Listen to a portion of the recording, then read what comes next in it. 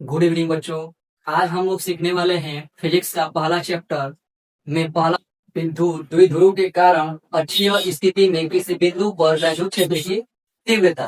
चलिए देखते हैं ये क्या होता है। तो यहाँ पर देखेंगे क्या, इसको सिद्ध करने से पहले, इसको जब हम सिद्ध करते हैं तो इतना हम क्या करते हैं, लैंग्वेज को लिखते हैं। आपको ये लैंग्वेज को रटना नहीं है, इसको समझना है। देखिए इसको किस तरह से हम सॉल्व करेंगे। इसको पहले जितने अच्छे से समझ जाएंगे ये लैंग्वेज आप लोगों को रटना नहीं पड़ेगा। जैसे ये मान के चलिए कोई क्या है, एक वैद्युत द्विध्रुव है। बोलेंगे क्या कि माना एक वैद्युत द्विध्रुव है, ठीक है, जिस पर एक क्या रखा गया है, इस पे माइनस क्यू आवेश है, इस पे माइनस क्यू आवेश है, इस पर प्लस क्यू आवेश है। और ये क्या है हमारा, ये बिंदु ए है और बिंदु बी है।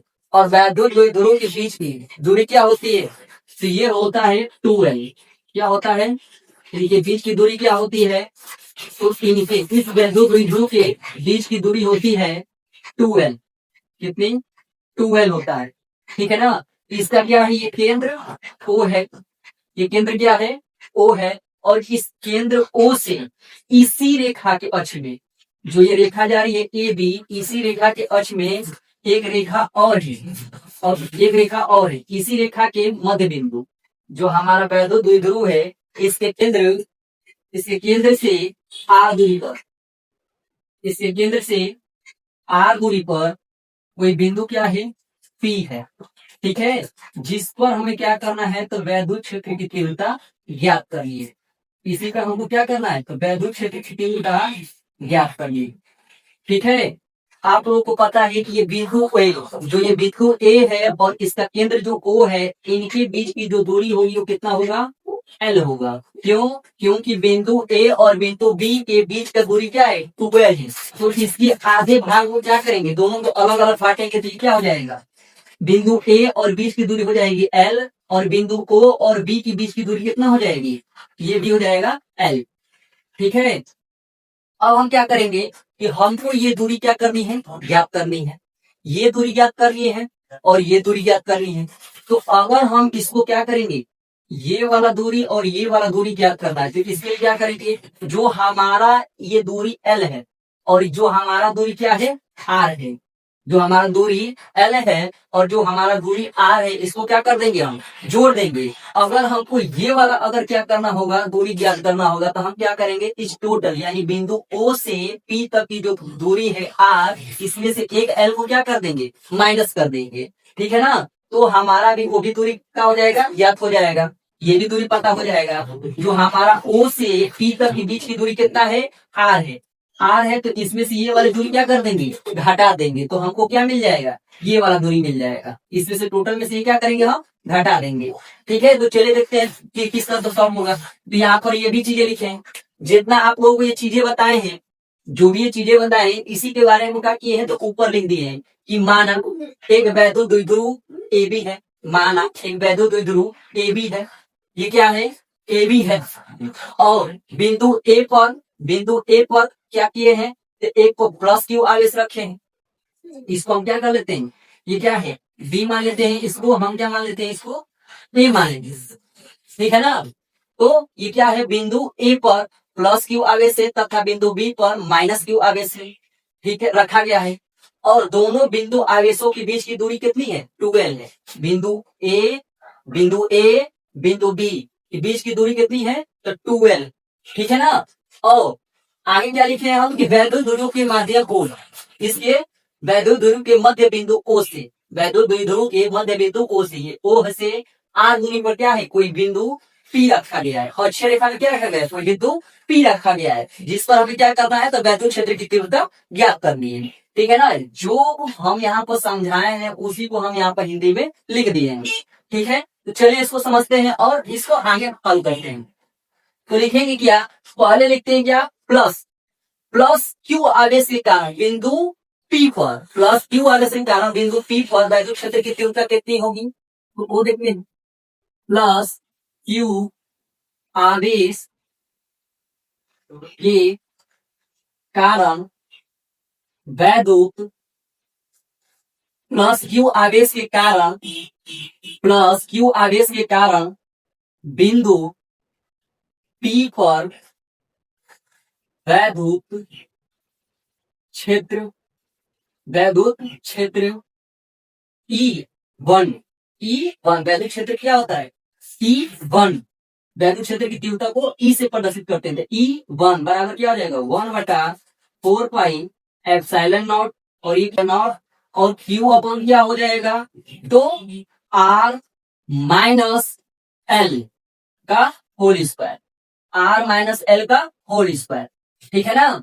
तो ये हो जाएगा क्या हमारा ये प्लस और क्यू आगे इसका बात चल रहा है तो प्लस क्यू आगे के कारण बिंदु पी पर कितना होगा वैद्युत क्षेत्र की तीव्रता तो इसलिए इसमें से क्या किए ये टोटल आर दूरी है और इसमें से क्या किए हैं टोटल से दो हमारा एल दूरी है जो वैद्युत द्विध्रुवों का क्या है एल दूरी है इस टोटल आर दूरी के संग क्या किए हैं तो घटा दिए हैं ठीक है ना। तो इसको मान लेते हैं क्या हम समीकरण नंबर एक इसको मान लेते हैं हम समीकरण नंबर एक फिर लिखते हैं क्या कि माइनस क्यू आवेश के कारण बिंदु पी पर वैद्युत क्षेत्र की तीव्रता ठीक है वैद्युत क्षेत्र की तीव्रता यहाँ पर भूल गए यहाँ पर लिख लीजिएगा वैद्युत क्षेत्र की तीव्रता ये क्या हो जाएगा ये हो जाएगा हमारा E2 इक्वल टू क्या हो जाएगा 1/4 पाई एप्सिलॉन नॉट और ये हो जाएगा Q upon R plus L का होल स्क्वायर और इसको मान लेते हैं हम क्या समीकरण नंबर 2 ठीक है ना। ये कौन सी दूरी है ये हमारा एक ये टोटल आर दूरी ये हो गया आर और इस एल को क्या किया हम दूरी को एड कर दिए हैं तो आर प्लस क्या हुआ आर प्लस क्या हुआ एल हो गया ठीक है ना। अब यहाँ पर लिखेंगे क्या कुल वैद्युत क्षेत्र की तीव्रता क्या होगा या बोल सकते हैं कुल परिणामी वैद्युत क्षेत्र की तीव्रता क्या हो तो यहाँ पर लिखेंगे क्या कुल परिणामी वैद्युत क्षेत्र की तीव्रता E बराबर क्या हो जाएगा E1 माइनस E2 और इसको मान लेते हैं हम क्या समीकरण समीकरण नंबर 3 ठीक है। अब क्या करेंगे कि ये समीकरण ए समीकरण 2 का मान क्या करेंगे समीकरण नंबर 3 में रख देंगे तो यहाँ पर लिख लेते हैं क्या कि समीकरण 1 व 2 का मान समीकरण 3 में रखने पर ठीक है समीकरण 1 समीकरण 2 का मान किसमें रखने पर समीकरण नंबर 3 में रखने पर तो 3 में रखेंगे तो क्या होगा तो E बराबर हमारा फॉर्मूला क्या होगा E बराबर हो जाता है E1 का मान कितना है यहाँ पे 1/4 pi epsilon not Q upon R minus L का होल स्क्वायर यहाँ पर लिखेंगे क्या 1/4 पाई एप्सिलॉन नॉट ये हो जाएगा Q upon R minus L का होल स्क्वायर और माइनस है तो माइनस E2 का मान कितना है तो 1/4 pi epsilon not Q upon R plus L का होल स्क्वायर ठीक है। अब यहाँ पर हमारा जो कॉमन मिला उसको कॉमन कर लेंगे देखिए 1/4 pi epsilon naught 1/4 pi epsilon not पहले इसको कॉमन कर लेते ठीक है एक एक स्टेप समझते हैं बारी बारी से 1/4 पाई एप्सिलॉन नॉट ये हो जाएगा क्या Q upon R minus L का whole square minus Q upon R plus L का होल स्क्वायर ठीक है 1/4 pi epsilon naught 1/4 pi epsilon naught दोनों जगह था दोनों का क्या किए दोनों जगह था इसको क्या किया एक जगह कॉमन कर लिया ठीक है ना 1/4 पाई एप्सिलॉन नॉट यहाँ भी था 1/4 पाई एप्सिलॉन नॉट यहाँ भी था तो हम इसको क्या किए कॉमन कर लिए। अब यहाँ पर देखेंगे कि Q और Q ये भी क्या है कॉमन मिला है तो इसको कॉमन कर लेंगे तो ये हो जाएगा हमारा E बराबर 1/4 पाई एप्सिलॉन नॉट ये हो जाएगा हमारा क्या अब यहाँ पर Q और यहाँ पर भी Q इनको भी क्या करेंगे कॉमन लेंगे तो ये क्या हो जाएगा Q upon 4 pi epsilon naught और ये हो जाएगा हमारा क्या 1/R माइनस L का whole square minus 1/R plus L का होल स्क्वायर ठीक है। और दोनों का क्या करेंगे हम भिन्न है तो इसको क्या करेंगे भिन्न की जैसे हल करेंगे ना तो अब देखिए ये क्या है R minus L R minus L और ये क्या है आर प्लस एल। तो ये फॉर्मूला किसका बन रहा है? तो ये फॉर्मूला बन रहा है A square minus B square बराबर। फॉर्मूला आप लोग छोटे क्लास में पढ़े होंगे कि ए स्क्वायर माइनस बी स्क्वायर बराबर फॉर्मूला क्या होता है? तो एक ब्रैकेट में होता है ए माइनस बी, ए ब्रैकेट में होता है क्या ए प्लस बी। तो इसी पर क्या करेगा रखेंगे, तो ये हो जाएगा क्या हमारा ई बराबर Q upon 4 pi epsilon naught और आर प्लस एल का होल स्क्वायर का गुणा इसमें करेंगे और आर माइनस एल का होल स्क्वायर का गुणा इसमें करेंगे। तो ये हो जाएगा क्या हमारे पास आर प्लस एल का होल स्क्वायर माइनस है तो माइनस और आर माइनस एल का होल स्क्वायर और बटा में क्या हो जाएगा फॉर्मूले को तोड़ेंगे तो ये क्या हो जाएगा आर का स्क्वायर माइनस एल का स्क्वायर और फिर टोटल का स्क्वायर। ठीक है ना, क्योंकि यहाँ पर स्क्वायर नहीं है तो इसीलिए सिर्फ स्क्वायर, लेकिन जब पहले से यहाँ पर स्क्वायर हो जाएगा तो ये टोटल का फिर से स्क्वायर हो जाएगा। ठीक है ना, जैसे कि हम यहाँ पे किए हैं। ठीक है, अब इसके आगे का प्रोसेस अब आप लोग देख रहे हैं कि यहाँ पर क्या है हमारा, यहाँ पर देख रहे हैं आर प्लस एल का होल स्क्वायर और यहाँ पर क्या है आर माइनस एल का होल स्क्वायर।